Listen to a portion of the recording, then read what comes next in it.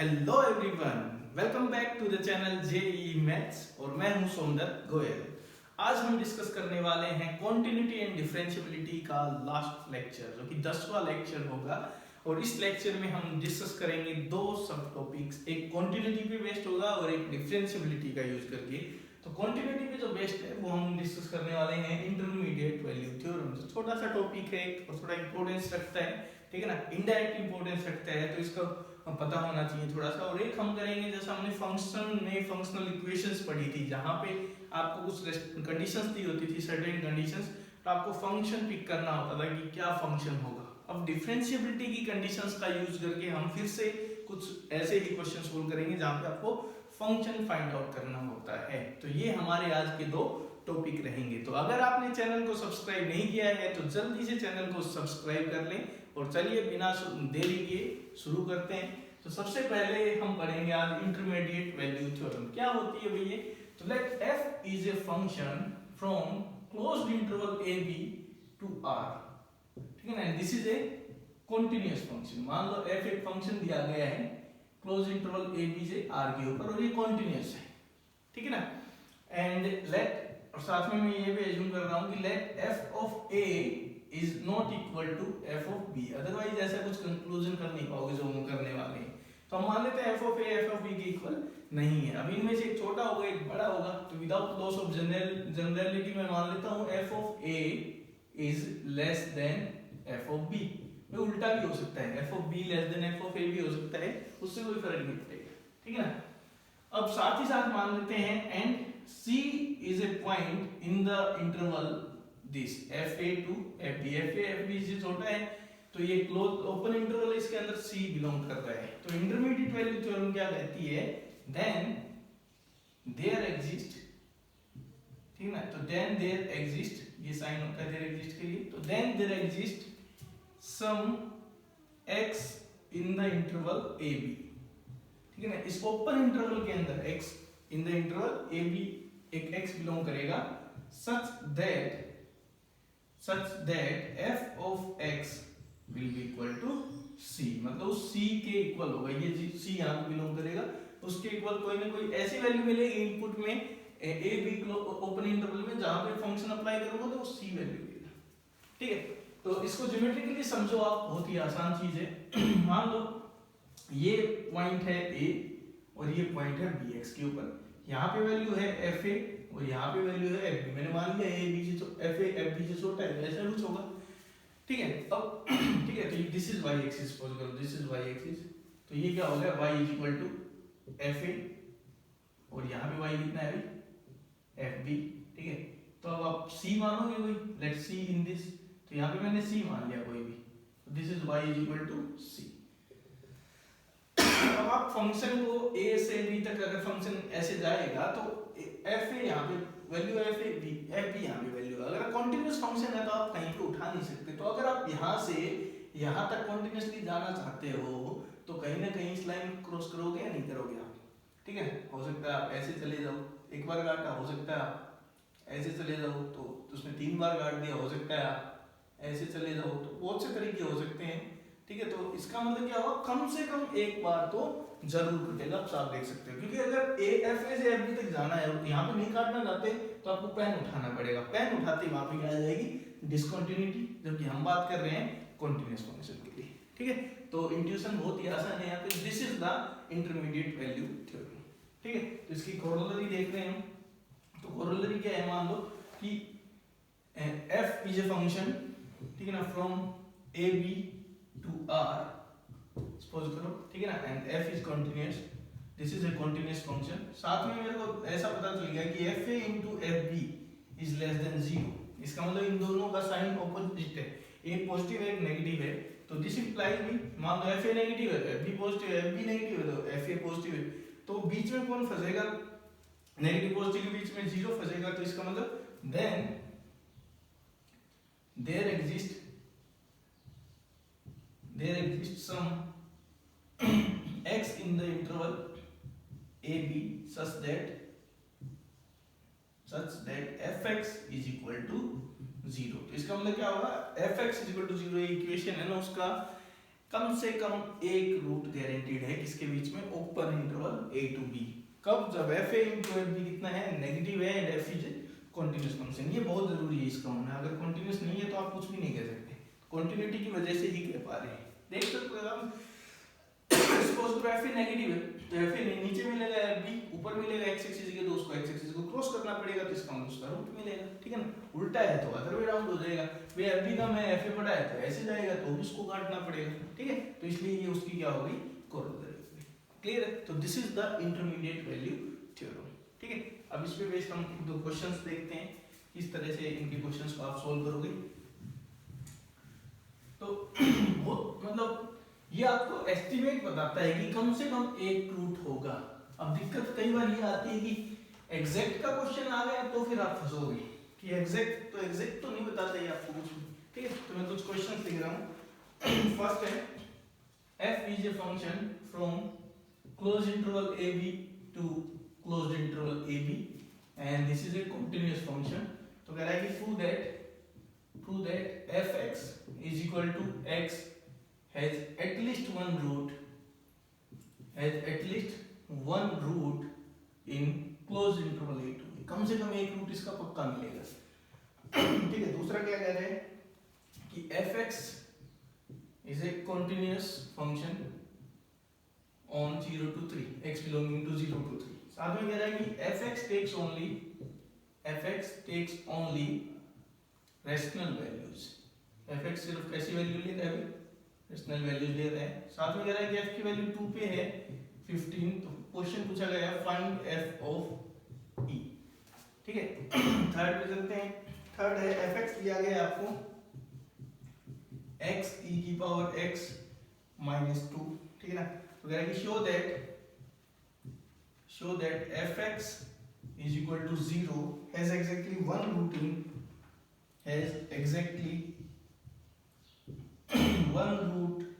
in 0 to 2 and the fourth one is from इस सब topic का लास्ट क्वेश्चन है, a is greater than b which is greater than c which is greater than d। ये चार number है, real number है। तो कह रहा है कि इस इक्वेशन के रूट्स के बारे में आप क्या कह सकते हो, x minus a into x minus c plus twice of x minus b into x minus d is equal to 0। तो इसके रूट्स के बारे में बताना है, ठीक है ना। तो नेचर ऑफ रूट्स इसका डिस्कस करना आपको कैसे होंगे, नेचर ऑफ रूट्स, ठीक है। तो ये चार क्वेश्चन हम डिस्कस कर रहे हैं इंटरमीडिएट वैल्यू थ्योरम के लिए। तो सबसे पहले देखते हैं function close interval a b से क्लोज इंटरवल a b पे है और fx x has at least one root दिखाना है। तो इस तरह के क्वेश्चन में कहीं ना कहीं काम कर जाने मतलब करने के चांसेस रहते हैं इंटरमीडिएट वैल्यू थ्योरम के एटलीस्ट वगैरह के में, ठीक है। तो यहाँ पे हम क्या करेंगे, fx x हमें ये चाहिए, तो मैं इसका यहाँ पे एक नया फंक्शन कंस्ट्रक्ट कर दूंगा gx, और gx मैंने फंक्शन ले लिया fx x। fx x लेंगे तो अब आपको ये देखना है कि gx कम से कम एक बार 0 होगा। अगर gx 0 होगा तो fx x हो ही जाएगा, ठीक है ना। तो अब बात करते हैं। तो सबसे पहले देखो g की वैल्यू a पे क्या आएगी, ठीक है। तो मैंने g फंक्शन डिफाइन कर दिया, कहां से, तो let g is a function from ab to ab, यहीं पे डिफाइन किया मैंने g भी, ठीक है। तो g की वैल्यू a पे क्या आएगी, तो g की वैल्यू a पे आएगी a से b के बीच में, ठीक है। तो g की वैल्यू a पे लेके चलते हैं। तो इफ पहली condition g of a is equal to a, suppose करो g की वैल्यू a पे क्या है, a है, तो क्या होगा, ठीक है। तो g की वैल्यू a पे अगर a आई तो क्या मिलेगा भाई, g of a is equal to a से आपको क्या मिल सकता है, यहाँ पे नहीं f को लेके चलते हैं हम, इनफैक्ट यस g की बजाय हम क्या करते हैं f को लेके चलते हैं, ठीक है। क्योंकि g की वैल्यू a पे क्या आएगी, g को देखोगे तो यहाँ से आपको जाना पड़ेगा f पे, fa माइनस a, ये आई ना। अब इसका साइन कंक्लूड करना है मेरे को। तो f ऑफ a क्या आना था भाई, f a b से a b के ऊपर है, तो f की बात करूं तो f ऑफ a है ना, ये आना था ग्रेटर देन और इक्वल टू a, ऐसा आना था। f ऑफ a क्या हो सकता है, कम से कम ये हो सकता है। तो यहाँ पे दो पॉसिबिलिटी हो सकती हैं। केस वन, पहला केस ये हो जाए कि भाई f ऑफ a है ना, ये a के इक्वल हो जाए। अगर f ऑफ a के इक्वल हो गया तो क्वेश्चन सोल्व हो गया। इसलिए क्या कहा था, कम से कम एक के लिए ऐसा होगा। तो अगर ये है तो हो गया हमारा क्वेश्चन, तो है ही नहीं कुछ करने का। ठीक है, तो यहीं पे क्वेश्चन छोड़ सकते हैं। केस सेकंड, तो इसलिए हम केस सेकंड लेते हैं कि f of a is greater than a। अगर f of a greater than a है तो दिस इंप्लाइज g की वैल्यू a पे कैसी है भाई, पॉजिटिव है। This is equation number 1। तो अगर f ऑफ a a के इक्वल हुआ तो ऑलरेडी प्रूव हो गया क्वेश्चन, अदरवाइज ये मिलेगा। ठीक है, अब बात करते हैं g की वैल्यू b पे। तो g की वैल्यू b पे आएगी f of b minus b। अब f ऑफ b के बारे में क्या कह सकते हो आप, तो f की वैल्यू b पे आएगी ना, वो ज्यादा से ज्यादा कितनी हो सकती है, b कम से कम कितनी हो सकती है, a। इसका भी ऐसी ज्यादा से ज्यादा कितना हो सकता है, b हो सकता है। तो f b है वो ज्यादा से ज्यादा कितना हो सकता है, b हो सकता है। ठीक है, तो दो केस बना लेते हैं यहाँ पे भी हम। केस 1 पहला हो सकता है f b किसके इक्वल हो जाए, b के इक्वल। तो अगर ऐसा होता है प्रूफ, क्योंकि हमने कहा था कम से कम एक पॉइंट पे fx x के इक्वल होगा, तो b पे हो गया ना वो। ठीक है, तो ये केस ना हो तो ये नहीं होगा, तो क्या मिलेगा, f of b will be less then b। और f ऑफ b अगर b से छोटा हुआ तो g ऑफ b आपका है वो कैसा आएगा, दिस इंप्लाइज नेगेटिव आएगा। ठीक है, तो देखो क्या हो सकता है, अगर f ऑफ a है तो क्वेश्चन प्रूफ। ठीक है, इसका मतलब f ऑफ a नहीं है। ठीक है, और g ऑफ b b है, f ऑफ b b है तो भी क्वेश्चन प्रूव हो गया। तो f ऑफ b b नहीं है, तो f ऑफ a नहीं है और f ऑफ b b नहीं है, तो या ये यहाँ पे ये केस है और यहाँ पे ये केस है। तो अब देखो g का क्या हो रहा है, g की वैल्यू a पे कैसी है, पॉजिटिव। तो ऐसा है a और ये b, g की वैल्यू a पे कैसी है, पॉजिटिव है, g की वैल्यू b पे कैसी है, नेगेटिव है।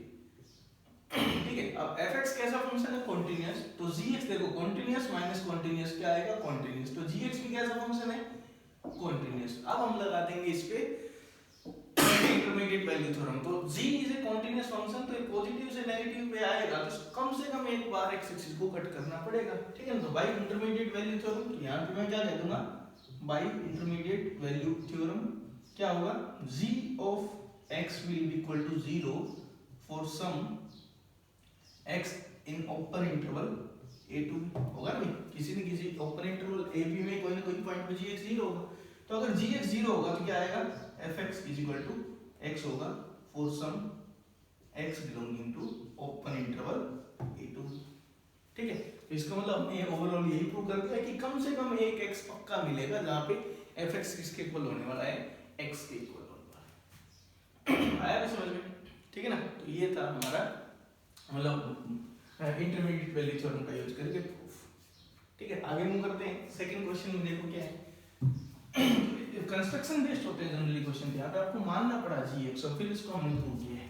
ठीक है, तो सेकंड क्वेश्चन पे मूव करते हैं। सेकंड क्वेश्चन में देखो क्या है, f कंटीन्यूअस फंक्शन है, कहाँ पे 0 से 3 पे, f की वैल्यू 2 पे 15 है। और इंपॉर्टेंट चीज क्या है कि fx कैसी वैल्यू लेता है, सिर्फ रेशनल वैल्यू लेता है। तो f की वैल्यू 2 पे बताओ। तो यहाँ पे देखो क्या है, एक्चुअली ये बहुत स्ट्रॉन्ग इंफॉर्मेशन है, f takes only rational values, it is continuous. तो अगर ऐसा कोई है कि अगर मैं कहूं कि कोई फंक्शन सिर्फ रेशनल वैल्यूज दे रहा है, तो भाई ले सकते हैं बहुत से फंक्शन, लेकिन प्लस में अगर मैं कंटिन्यूटी लगा दूं तो ये फोर्स करता है इसको कांस्टेंट होने के लिए, प्रोवाइडेड मतलब डोमेन में एक से ज्यादा पॉइंट हो, एक पॉइंट हो गया तो फिर बात ही नहीं आएगी ऐसी कोई। ठीक है ना, और ऐसे ही अगर मैं कहूं कि सिर्फ कैसी वैल्यू ले रहा है, इरेशनल वैल्यूज दे रहा है, अगर किसी फंक्शन के बारे में कहा जाए और प्लस में वो कंटीन्यूअस भी है, तो वो भी फिर क्या हो जाता है, कांस्टेंट हो जाता है। तो उसका रीजन क्या है अभी हम डिस्कस कर रहे हैं इसको।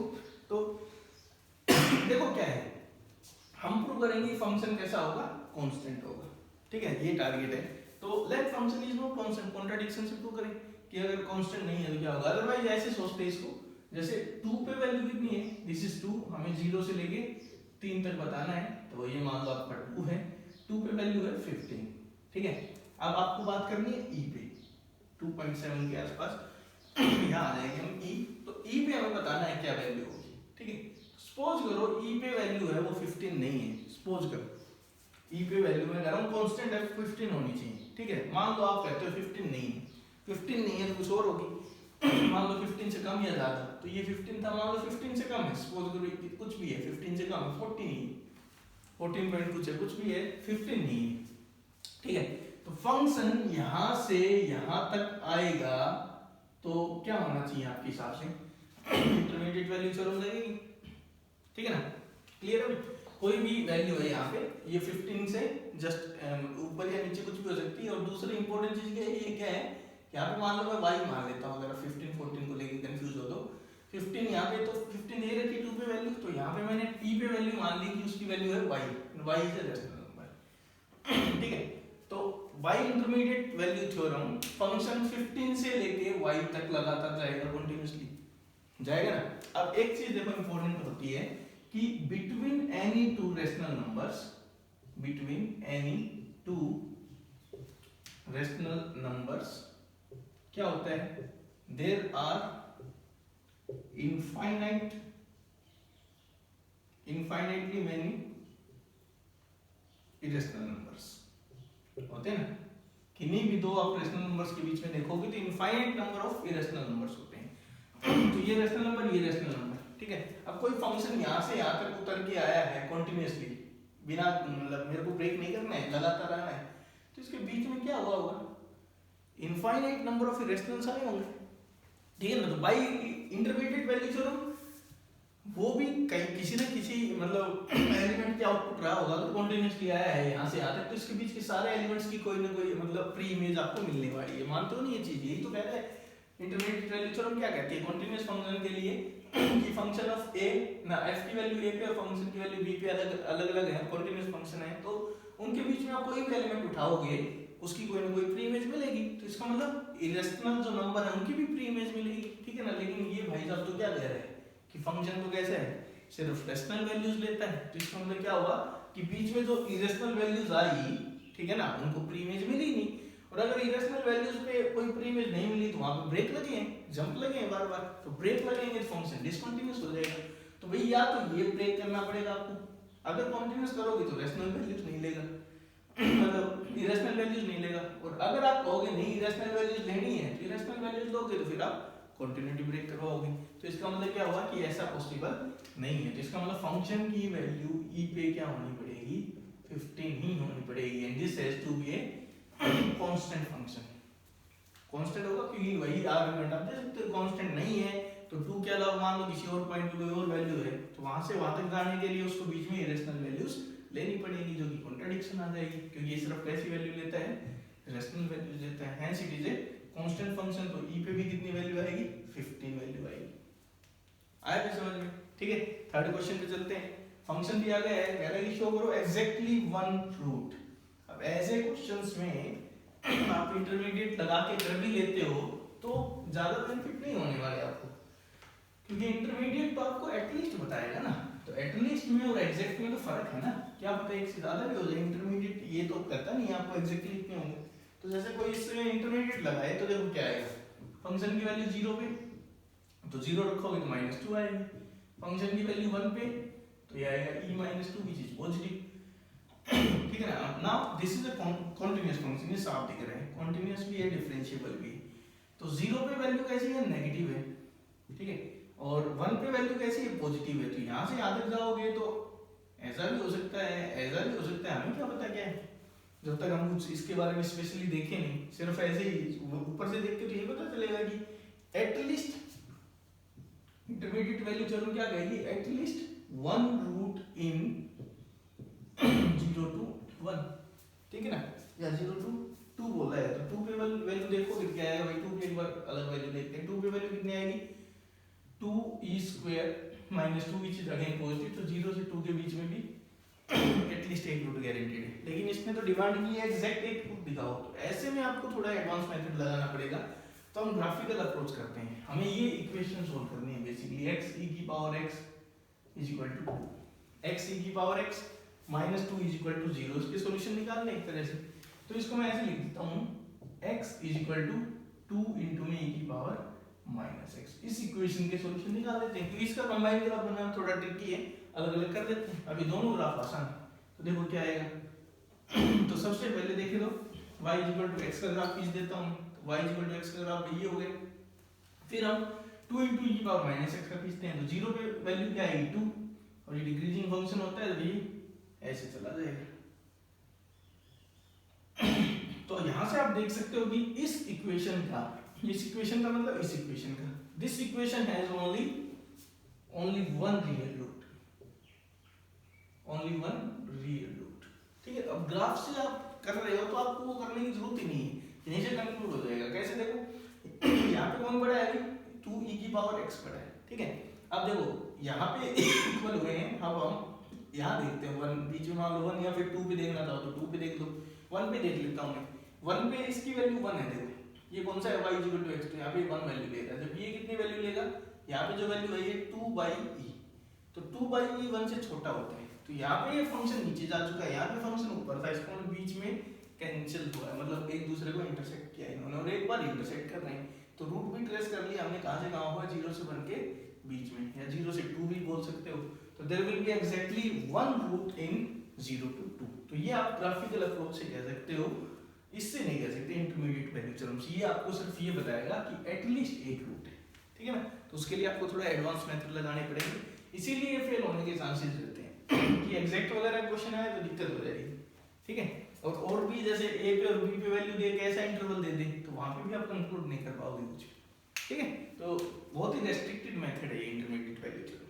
ठीक है, उसके बाद लास्ट क्वेश्चन देखते हैं इसमें बेस्ड। इक्वेशन को देखो आप ध्यान से, तो क्वाड्रेटिक इक्वेशन है ये, बस x minus a into x minus c plus twice of x minus b into x minus d is equal to 0। Quadratic equation के दो रूट्स आ रहे होंगे, a b से बड़ा है, b c से और c d से। तो ऐसी कुछ सिचुएशन हमें नंबर 9 पे दें तो यहाँ d आएगा, फिर c, फिर b और a सबसे बड़ा है। तो इनके वैल्यू निकालते हैं। ठीक है, तो मैं जो एक्सप्रेशन है fx फंक्शन ये ले लेता हूँ, x minus a into x minus c plus twice of x minus b into x minus d। ठीक है, तो देखते हैं वैल्यू। सबसे पहले a पे, तो a पे ये 0 हो गया। ठीक है, a सबसे बड़ा है तो a minus b positive, a minus d positive, तो ओवरऑल कैसा आएगा, a पे वैल्यू पॉजिटिव आएगी। ठीक है, b पे आ जाओ, b पे आओगे तो 0 हो गया। ठीक है, यहाँ आओ b minus a, तो b छोटा है तो b minus a नेगेटिव, जबकि b c से बड़ा है तो b minus c पॉजिटिव, तो नेगेटिव इंटू पॉजिटिव क्या आएगा, नेगेटिव, तो b पे वैल्यू नेगेटिव। c पे देखते हैं तो c पे गए, यहाँ c माइनस b करोगे तो c छोटा है तो नेगेटिव, c माइनस d करोगे तो c बड़ा है तो पॉजिटिव, तो पॉजिटिव इंटू नेगेटिव फिर से क्या आएगा, नेगेटिव, यहाँ पे वैल्यू भी नेगेटिव आएगी। और फिर फाइनली d पे, तो d पे अगर देखें तो d पे क्या आएगा भाई, ये d है ना, तो d पे वैल्यू देखें तो क्या आ रही है, तो यहाँ से आप देख सकते हो d पे वैल्यू मिलने वाली है हमें, यहाँ पे क्या आएगा, d minus a negative, d minus c negative, negative into negative positive. तो यहाँ से आप देख सकते हो एस्टिमेटेड जो ग्राफ आएगा वो ऐसा बनेगा, यही बनेगा अभी, x का कोएफिशिएंट तो पॉजिटिव अपवर्ड आएगा, तो ऐसा ग्राफ बनेगा। तो रूट्स के बारे में आप क्या कह सकते हो, ये एक रूट तो लाई करेगा d से c के बीच में, और एक रूट लाई करेगा b से a के बीच में। Roots will be real and distinct, और उनकी एग्जैक्ट लोकेशन भी पता है हमें, एक d से c के बीच में है जबकि एक b से a के बीच में है। किसका यूज करके, intermediate value theorem, negative to positive, negative positive to negative, तो बीच में 0 मिलेगा आपको, तो यहाँ से रूट्स मिल गए। ठीक है, क्लियर है, तो ये था आपका इंटरमीडिएट वैल्यू थ्योरम। आगे मूव करते हैं, अब हम कुछ क्वेश्चन सोल्व करेंगे जिसमें रेस्ट्रिक्शंस, कुछ सर्टेन कंडीशंस गिवन होंगी, इनका यूज करके आपको फंक्शन फाइंड आउट करना है। ठीक है, तो क्या है, problems on finding functions satisfying certain conditions।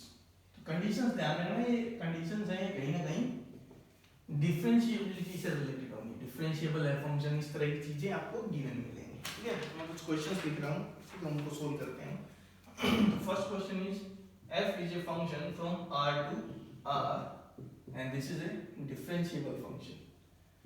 Further दिया गया है कि f of x plus y is equal to fx plus fy plus 2xy into x plus y minus 1/3 और all x y belonging to real number। इस condition को satisfy करता है। साथ में कह रहा है कि फंक्शन का डेरिवेटिव 0 पे कितना है, 4/3 है। क्वेश्चन पूछा गया है fx निकालो, हो सकता है किसी पर्टिकुलर पॉइंट पे वैल्यू मांग ले, मेन आइडिया है fx निकालना है। सेकंड है fx is a differentiable function. ठीक है, और साथ में कह रहा है कि ये कंडीशन इसको सेटिस्फाई करता है, fx माइनस एफ वाई, इसका जो मोड है that will always be less than equal to X minus Y का स्क्वायर, ठीक है ना, फॉर ऑल एक्स वाई, ये भी दिया गया है। फिर कह रहा है फंक्शन की वैल्यू जीरो पे कितनी है, जीरो है, तो कह रहा है find value of the function at 1। Third question जो हम डिस्कस करेंगे वो है if f is a function from minus 2a to r and this is an odd function। Further एक और कंडीशन सेटिस्फाई करता है कि f of x is equal to f of 2a minus x for all x, जो भी domain से relation रखता है यहाँ पे, ठीक है।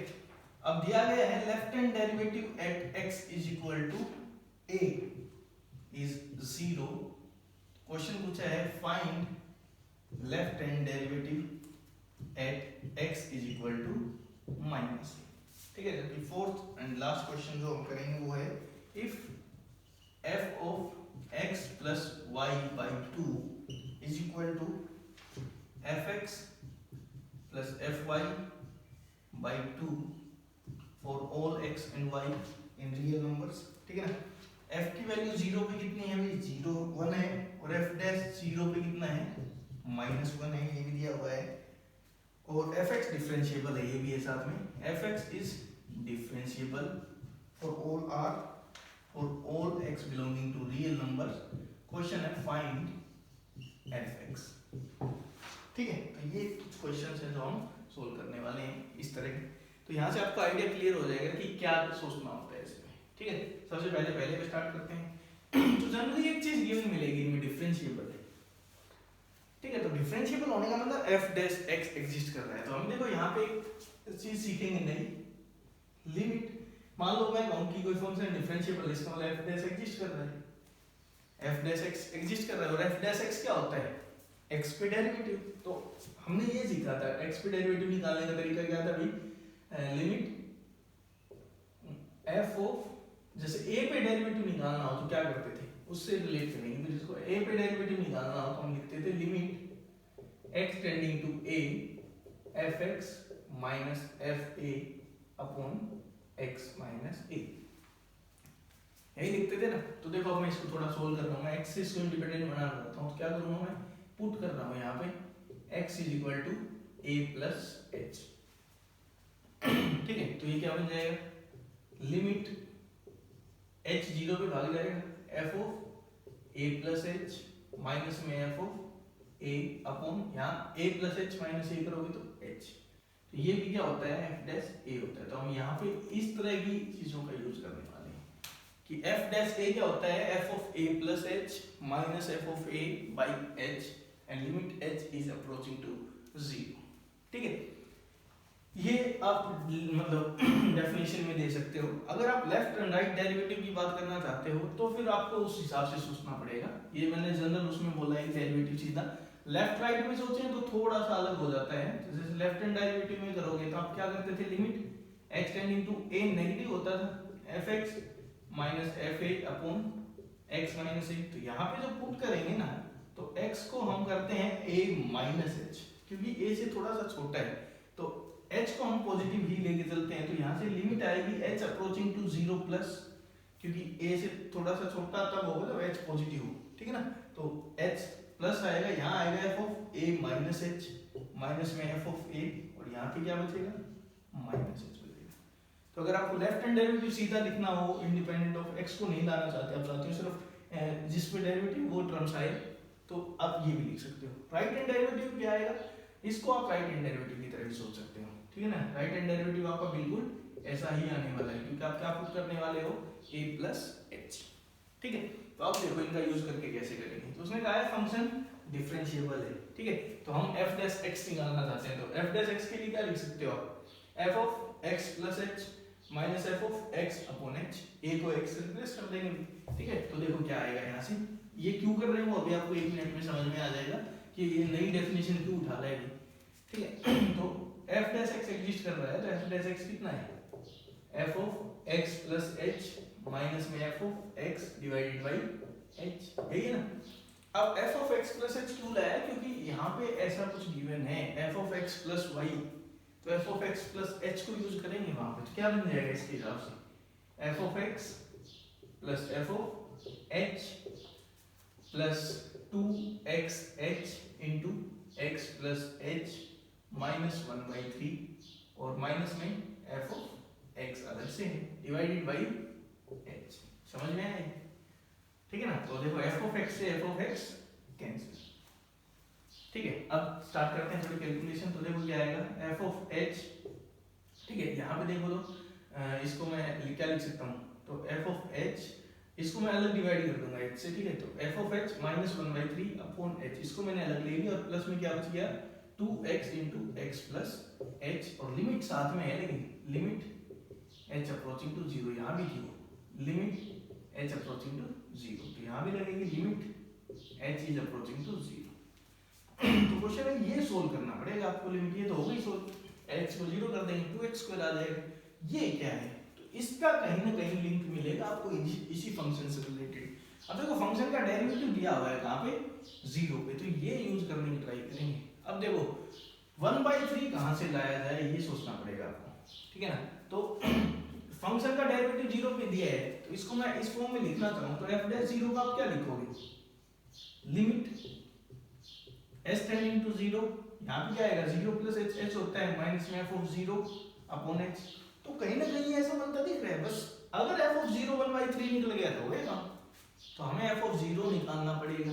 एफ ऑफ जीरो निकालना है तो क्या करो भाई, फंक्शनल इक्वेशन में करते थे ना, जीरो लाना है तो एक्स वाई को पकड़ के जीरो करते हैं। ठीक है, तो यहाँ पे अगर मैं इस इक्वेशन में एक्स और वाई दोनों को जीरो ले लूं तो क्या मिलेगा, देखो F of zero is equal to F of zero plus F of zero क्या हो जाएगा 2f ऑफ जीरो, ये जीरो है तो खत्म माइनस 1/3। तो यहाँ से आप देख सकते हो एफ ऑफ जीरो कितना है 1/3 है। तो फंक्शन की वैल्यू जीरो पे निकल गई, दे नहीं रखी है लेकिन हम निकाल सकते हैं 1/3 है। तो इसको देखो अब मैं क्या लिखूंगा, limit h tending to zero F of h minus F of zero upon h, और ये इसको सोल्व कर देता हूं मैं सीधा 2x स्क्वायर। नाउ ये क्या है, this is nothing but derivative of the function at zero, f dash zero नहीं है भाई। ठीक है, तो f डैश जीरो कितना है 4/3, तो इसको रख दो 4/3, तो ये आ गया 2x स्क्वायर प्लस 4/3। तो ये फंक्शन है ना, इसका डेरिवेटिव पता चल गया हमें, तो f डैश x पता चल गया। निकालना क्या है fx, तो f डैश x पता है तो fx चाहिए, तो इंटीग्रेट कर दो दोनों तरफ। तो इंटीग्रेट करेंगे तो यहाँ पे हम क्या कर देंगे, तो इन क्वेश्चंस में जनरली लास्ट में यही होगा इंटीग्रेटिंग, तो यहाँ पे f डैश x का तो हो जाएगा fx। यहाँ बताओ 2 टाइम x स्क्वायर का क्या होता है भाई x³ प्लस 4/3 का क्या होता है भाई 4/3x, और प्लस में कांस्टेंट और जुड़ता है। जब आप इंटीग्रेशन करते हो जनरली तो एक कांस्टेंट ऑफ इंटीग्रेशन जुड़ता है। अब के निकालने के लिए आपको एक इंफॉर्मेशन यूज करनी है, तो फंक्शन की वैल्यू जीरो पे पता है हमें, तो फंक्शन की वैल्यू जीरो पे कितनी आई थी 1/3, तो यहाँ पे फंक्शन की वैल्यू जीरो पे यूज करेंगे। तो यहाँ पे x की जगह जीरो रख दो, तो x की जगह जीरो रखोगे तो आपको क्या मिलेगा 1/3 is equal to 0 plus 0 plus k, तो k की वैल्यू कितनी आ गई 1/3। तो इसलिए जो फाइनल आंसर आपका होगा वो क्या आएगा 2x³ प्लस 4/3x और plus 1/3। This is the required function. आया समझ में? ठीक है, ऐसे करना है, ध्यान रखना f डैश x को आप ऐसे भी लिख सकते हो, लेफ्ट राइट में थोड़ा अलग सोचना, ओवरऑल में आप सीधा लिख दो। लेफ्ट राइट में बताया था ना, लेफ्ट में राइट के लिए चल जाएगा, लेफ्ट में यहाँ माइनस और यहाँ भी माइनस करना आपको, तब h जीरो पॉजिटिव लोगे आप। ठीक है, तो आप इस तरह से सोच सकते हो इसको, क्लियर है? या फिर लेफ्ट राइट में अगर यही रखना चाहते हो तो जीरो पॉजिटिव करो राइट के लिए, जीरो नेगेटिव करो लेफ्ट के लिए। ठीक है भाई, तो ये इस तरह से सिंपलीफाई करना था, क्लियर? आगे मूव करते हैं। तो इस तरह की चीजें थे, तो यही डेफिनेशन लगा के स्प्लिट कर सकते हो। नेक्स्ट देखो एक फंक्शन है और डिफरेंशिएबल है। ठीक है, साथ में कंडीशन क्या है कि f of x minus f of y, उसका मोड लगाया जाए तो क्या आएगा, हमेशा x माइनस y के स्क्वायर से छोटा आ रहा है। ठीक है, तो यहाँ देखो हम क्या करने वाले हैं, फंक्शन की वैल्यू जीरो पे, जीरो है तो फंक्शन की वैल्यू 1 पे पूछ रहा है क्या होगा। ठीक है, तो एक चीज देखो आप, f डैश x क्या होता है, f डैश x डेफिनेशन अभी अभी सीखी है ना हमने, limit s tending to zero f of x plus h minus में f of x upon h, ऐसे तो लिखते हैं, ऐसे लिखते हो ना। तो हम देखना चाहते हैं कि ये कहाँ पे टेंड्स कर रहा है, f डैश x क्या आएगा। ठीक है ना। तो एफ डैश एक्स हम देखना चाहते हैं कि क्या आने वाला है हमारा, ठीक है। तो एक चीज देखो आप, F of x plus H minus F of x upon H, इसकी बात करता हूँ मैं, इसकी बात करता हूँ सिर्फ इसकी। तो इसके मोड के बारे में पता है मेरे को, इसने खुद बताया है, F of X minus F of Y is less than equal to, तो इसका मोड क्या आएगा, less than equal to X plus H minus X, तो एच का स्क्वायर होगा ना, इसकी वजह से लिख पाया मैं। तो इसका मतलब मोड को स्प्लिट करूं तो f of x plus H minus में f of x less than equal to h square greater than equal to minus h square. और ऊपर वाली चीज लाने के लिए मेरे को एच से डिवाइड करना पड़ेगा, तो भी एच से डिवाइड कर देते लगे यार, यहाँ माइनस एच तो यहाँ प्लस एच हो जाएगा। अब मैं क्या कर रहा हूँ, टेकिंग लिमिट, लिमिट क्या ले रहा हूँ, एच अप्रोचिंग टू जीरो, तो ये आएगा minus h less than equal to limit H approaching to zero F of x plus H minus में f of x upon h less than equal to limit H approaching to zero h. ठीक है, अब ये क्या हो गया भाई, H zero पे जा रहा है, कहाँ जाएगा, जीरो पे, दिस इज जीरो। ये क्या है आपका F dash x, F dash x यही तो है, और ये क्या है, तो ये भी जीरो पे जा रहा है। तो भाई सिंपलिस्ट थ्योरम एफ डैश एक्स कितना आएगा, this implies F dash x कितना आएगा, zero. F dash x zero आए तो इसका क्या मतलब है कि फंक्शन इज कांस्टेंट।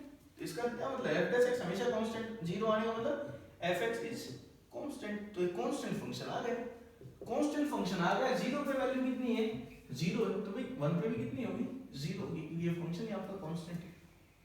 ठीक है, बिल्कुल सिंपल सा क्वेश्चन था। क्या करना था आपको, इन चीजों को यहाँ लाना था, मतलब मोड लगा हुआ है तो आपको डिफरेंशिएबिलिटी की टर्म्स में सोचना था, इसको कोई डिफरेंशिएबल फंक्शन दिया हुआ है और इस तरह की टर्म्स आ रखी है fx माइनस fy, तो इनसे रिलेट करवाना था बस आपको।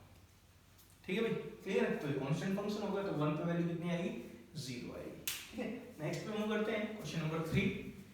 तो थर्ड क्वेश्चन में क्या दिया गया है कि फंक्शन है वो -2a से 2a पे डिफाइंड है और अप टू r तक जा रहा है, कोडोमेन r है, फंक्शन इज ऑन टू, नहीं ओड फंक्शन, ऑन टू नहीं ओड, एंड इस कंडीशन को सेटिस्फाई कर रहा है। इसको ब्रेक करना पड़ेगा हमें, इसका क्या फायदा मिलेगा देखते हैं उसको भी।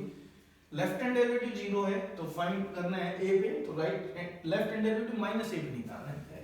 सबसे पहले देखो इसको ब्रेक करते हैं, f of x is equal to f of 2a minus x है for all x।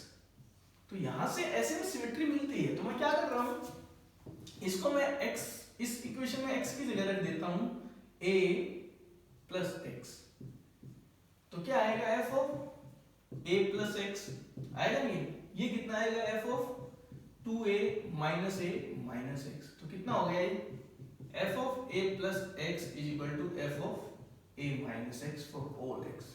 क्या मतलब इसका, इसका मतलब ये है कि द फंक्शन जो है ये आपका ये सिमेट्रिक है about the line, vertical line x is equal to a। इसका मतलब क्या है, function is symmetric about x is equal to a, this line। ठीक है ना, जैसे भाई इवन फंक्शन क्या होता है, x is equal to 0 के अबाउट सिमेट्रिक होता है, ये x is equal to a के अबाउट सिमेट्रिक है। ठीक है, अब देखो स्टार्ट करते हैं यहां से, दिया है लेफ्ट हैंड डेरिवेटिव तो इसका यूज करेंगे। तो लेफ्ट हैंड डेरिवेटिव के लिए मैंने क्या बताया था, limit s tending to 0 positive, अगर मैं यहां पे लिखता हूं तो यहां मेरे को क्या लिखना चाहिए, f ऑफ कहां पे a पे ना, तो a माइनस h माइनस में f of a upon h minus h, ये कितना दिया हुआ है 0, तो इक्वेशन नंबर 1। ठीक है ना भाई, ये 0 है ना, तो इसका मतलब अगले स्टेप में मैं इसको ऐसे लिख सकता हूं, हटा दूंगा तो भी क्या रहेगा 0 रहेगा। तो this is the equation number 1, इसका यूज करेंगे हम, क्योंकि ये निकालना है तो कहीं ना कहीं वो यूज होगा इसमें। अब निकालना क्या है, तो टू फाइंड क्या है, तो फाइंड करना है हमें left hand derivative eight minus a, तो ये 0 पॉजिटिव अगर रखूं तो यहां पे क्या लिखूंगा minus a minus h f of minus a upon यहाँ माइनस h। जैसे x के लिए क्या होता था, x माइनस h, x और यहाँ माइनस h, तो वो आ गया।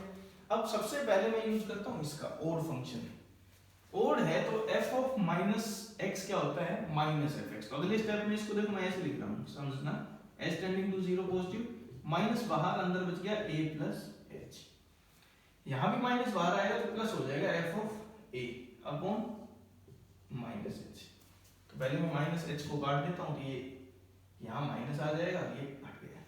अब ये ऐसा तो नहीं बना, अब ये यूज करेंगे, देखो F of a plus x is equal to F of a minus x for all x. तो f of a plus h को क्या लिख सकता हूँ मैं, f of a minus h. तो अगले स्टेप में इसको क्या लिख दूंगा, limit S tending to zero positive f of a minus h. Symmetry की वजह से यहाँ पे ऐसे ही रखता हूँ, नीचे एच। अब देखो उससे रिलेट करना है, वही आ गया ना ये, तो this is equal to zero. तो क्या कहोगे कि left hand derivative minus A पे भी कितना आ रहा है, जीरो ही आ रहा है। आया समझ में, ठीक है ना। एक तो आपको सिमेट्री यूज करनी थी, एक और फंक्शंस और एक डिफरेंशिएबिलिटी। तो उसने पूछा है डिफरेंशिएबिलिटी का आइडिया, तो वहीं से आ गया, ठीक है। तो फाइनल क्वेश्चन अब हम सोल्व कर रहे हैं, फोर्थ क्वेश्चन। इसमें देखो क्या है, तो इसमें कंडीशन है थोड़ी सी अलग सी, f of x plus y ना देके f of x plus y by two कर दिया। तो हम इसको कैसे एक्सप्लोइट करेंगे, फंक्शन डिफरेंशिएबल है, तो ऐसी चीजों में आप डिफरेंशिएबिलिटी हो तो एफ डैश एक्स लेके चलते हैं, लेकिन ये थोड़ा अलग है, तो इसको उसी हिसाब से मैनेज करेंगे। तो एफ डैश एक्स लेके चलेंगे भाई शुरू में, क्या आएगा, limit S tending to zero F of x plus H minus में f of x by h, ये होता है ना। अब इसको स्प्लिट जब तक नहीं करोगे तब तक कोई फायदा नहीं है, तो स्प्लिट करने के लिए ऐसा दिखना चाहिए, तो ऐसा बना लो इसको। तो इसको मैं ऐसे लिख दूंगा, s tending to zero F of 2x plus 2h by 2। अगर 3 होता तो 3 से कर देते। अब इसमें देखो f ऑफ 2x स्प्लिट होगा, अगर स्प्लिट करोगे तो f ऑफ 2h तो नहीं है, कटेगा ही नहीं। तो इसको काटने के लिए इसको भी मैनेज करेंगे हम, कैसे, 2x प्लस 0 बाई 2 ऐसे लिख के डिवाइडेड बाई h। ये सिर्फ इसलिए क्या है क्योंकि यहाँ से f ऑफ 2x फ्री होगा तो इसको काट नहीं पाएगा, काट देगा। तो अब देखो अगले स्टेप में क्या आएगा, लिमिट h टेंडिंग टू 0, ये आएगा f of 2x plus F of 2h by 2 minus F of 2x plus F of 0 by 2 and divided by h। तो पूरे के नीचे क्या आ जाएगा, h आ जाएगा।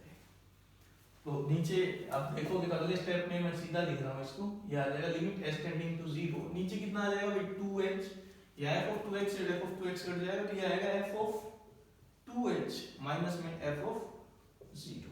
ये क्या है, क्या ये f डैश 0 लिख दूं भाई, s टेंडिंग टू 0 तो 2h भी कहां जाएगा भाई, 2h भी तो 0 पे जा रहा है ना, तो 2h और यहाँ पे भी 2h है, तो this is nothing but f dash 0। भाई h के साथ स्पेशल थोड़ी है, 2h ले लो, वो भी तो 0 पे जा रहा है, तो कितना आया f डैश 0। f डैश 0 दिया हुआ है कितना, -1। तो इसका मतलब क्या हुआ कि डेरिवेटिव फंक्शन का कांस्टेंट है f डैश x इज -1। तो अब क्या करें, इंटीग्रेट कर देते हैं। तो इंटीग्रेट करोगे तो fx क्या आएगा, 1 का -x और प्लस में ये जरूर करना आपको कांस्टेंट ऑफ इंटीग्रेशन, ठीक है। तो ये लाने के लिए 0 पे वैल्यू है, 0 पे वैल्यू कितनी है, 1 है, तो put x is equal to 0। तो 0 पे वैल्यू कितनी है, 1, ये 0 आएगा प्लस k, तो k कितना आ गया यहाँ से 1 आ गया। तो फाइनली फंक्शन आपको मिल गया, फंक्शन कितना आ गया -x plus 1। This is the solution, ठीक है। तो इस तरह से फंक्शन आ गया आपका -x प्लस 1, ठीक है। तो ये कुछ प्रॉब्लम्स थी जिसमें हम कुछ डिफरेंशिएबिलिटी के कांसेप्ट्स का यूज करके फंक्शंस को फाइंड आउट करते हैं, ठीक है भाई, क्लियर है। तो इसी के साथ हमारा कॉन्टिन्यूटी एंड डिफरेंशिएबिलिटी खत्म।